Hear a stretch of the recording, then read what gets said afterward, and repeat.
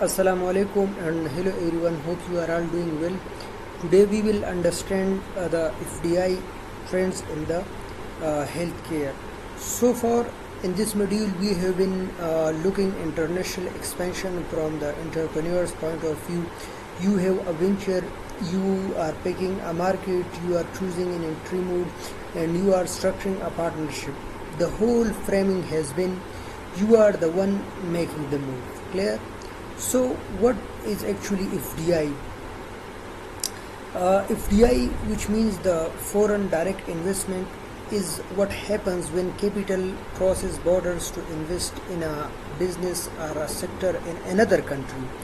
And in healthcare, this is happening at a scale and pace that most people outside the industry don't fully appreciate.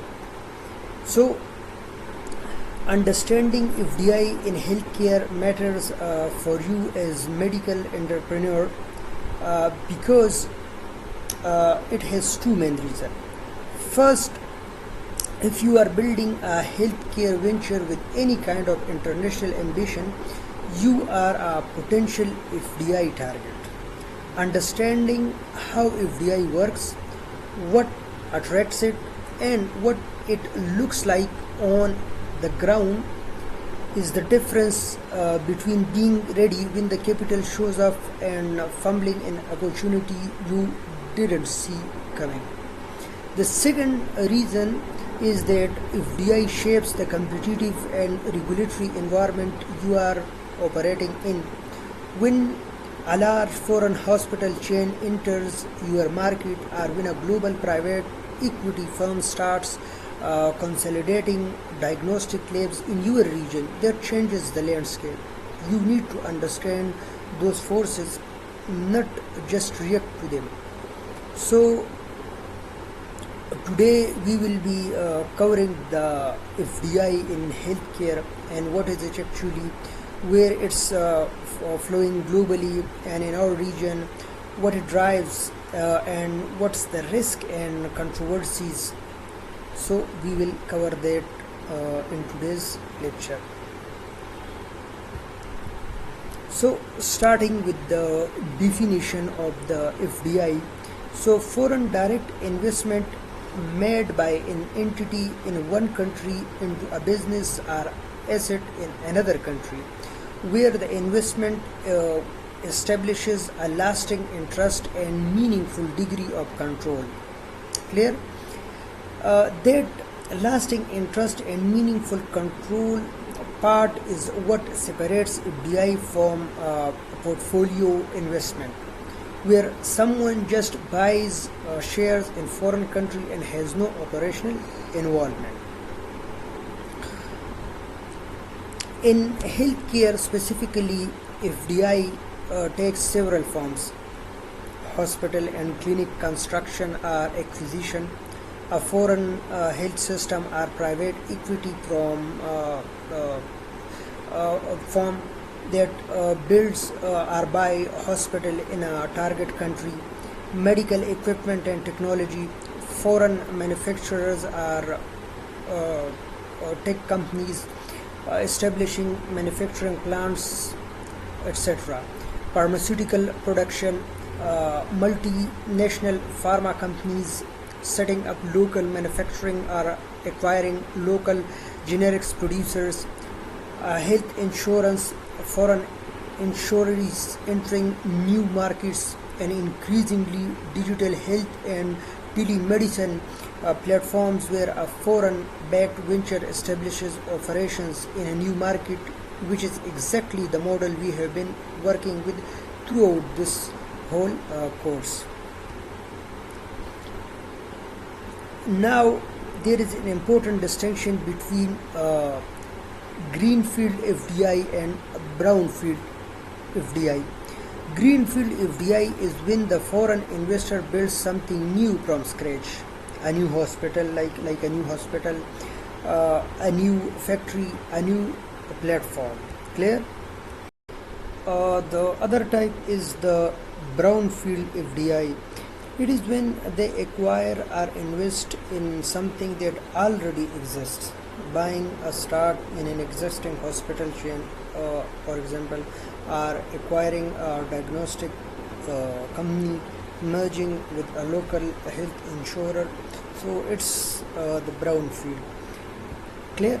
These are the two types of FDI and their differences. So in healthcare, brownfield tends to be more in markets where established players are already exist. So it is more valued as compared to the greenfield. While on other hand, greenfield tends to dominate in emerging markets where the infrastructure doesn't yet exist and the opportunity is in building. So brownfield in mature markets and greenfield in uprising are new markets. Both matter for you as an entrepreneur, but for different reasons. Brownfield FDI means established ventures like you could become acquisition targets. Greenfield FDI means a well-funded foreign competitor might enter your market from scratch. Now, global FDI trends in healthcare. Talking about this, so globally, healthcare has become one of the most attractive sectors for cross-border investment. Several converging forces are driving in this field. Aging populations in high-income countries are creating demand that a domestic system can't fully meet. So, driving investment in care solutions both in those countries and in markets with younger growing populations. The COVID-19 pandemic exposed vulnerabilities in healthcare supply chains globally and triggered a wave of investment in pharmaceutical manufacturing, diagnostic and health infrastructure. Clear? We all know that digital health has opened entirely new FDI channels. A health tech platform in one country can attract investment from funds based on completely different continents even. Where is the capital coming from? Historically, the US, UK and Western Europe have been the dominant source of outbound healthcare FDI. But increasingly, Middle Eastern sovereign wealth funds, especially from the UAE and Saudi Arabia, are making significant moves into healthcare in South Asia and Southeast Asia. Singapore has become a major hub for healthcare FDI into the broader Asian region, and China has been actively investing in healthcare infrastructure across Africa and parts of South Asia under the broader Belt and Road Initiative. So, where is it going?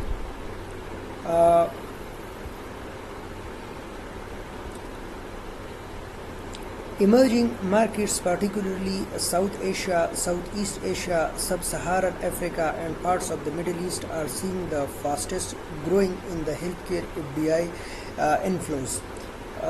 Why? Because these markets have large, growing, underserved population, rising middle classes willing to pay for quality private healthcare, improving regulatory environments and relatively low existing infrastructure, which means the return on new investment is potentially very high. Now, in our regions, specifically Pakistan, Bangladesh, India and the broader South Asian context, healthcare FDI has been growingly slowly and steadily. India has been the largest recipient in the region, particularly in the hospital chains, diagnostics and pharmaceutical manufacturing. Bangladesh has seen growing FDI interest in hospital construction and digital health. Pakistan remains relatively under penetrated for healthcare FDI, which, and I want you to hear this clearly, represents both a gap and an opportunity. Clear? Next is the what drives FDI into a healthcare? So understanding that what actually drives FDI decisions into a healthcare system, because if you are building a venture, you want to make sure your venture ticks these boxes, then investors show also interest, and you can penetrate the FDI into that healthcare system. So there are total 5 key drivers. The first one is the market size and growth potential. Investors look at population size, disease burden, current healthcare spending as percentage of GDP, and projected growth in private healthcare consumption. A market with 200 million people, rising incomes, and a healthcare spending gap is a compelling FDI target. This exactly why South Asian attracts attention. The next is the regulatory environment. Is it possible to actually operate as a foreign entity in this healthcare market? Some countries restrict foreign ownership in healthcare. You can only hold a minority stake, for example, or certain clinical services must be locally owned. Investors map these restrictions carefully before committing capital. Markets that have actively opened their healthcare sectors to foreign investment through free trade agreements, special economic zones for healthcare, or streamlined licensing attract significantly more FDI. Third important driver is the existing infrastructure and talent. A market with a trained medical workforce, functional distribution networks, and some baseline infrastructure is less risky to invest in than one starting from zero. So, this is one of the reasons India attracts more healthcare FDI than many other markets in the region. It has a deep medical talent pool and an established private healthcare sector. The next is the return on investment profile. Healthcare in emerging markets can generate returns that are simply not available in saturated high-income markets. A private hospital in a Tier 2 city in South Asia can achieve margins that a comparable facility in Europe couldn't.